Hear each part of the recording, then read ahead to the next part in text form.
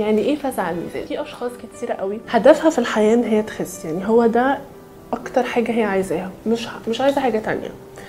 الاشخاص دول بيفتكروا للاسف عشان في مسكونسبشن او في معلومات غلط كتيره موجوده على الانترنت، وممكن يكونوا سمعوا معلومات من اشخاص حواليهم انه ايه الحاجات اللي بتخسس وايه الحاجات اللي بتدخل، فبالتالي الموضوع بيقلب بهوس ان هما بيقيسوا الوزن بتاعهم كذا مره في اليوم، قبل كل وجبه، بعد كل وجبه، الصبح، بالليل، لو دخلوا الحمام، لو طلعوا من الحمام.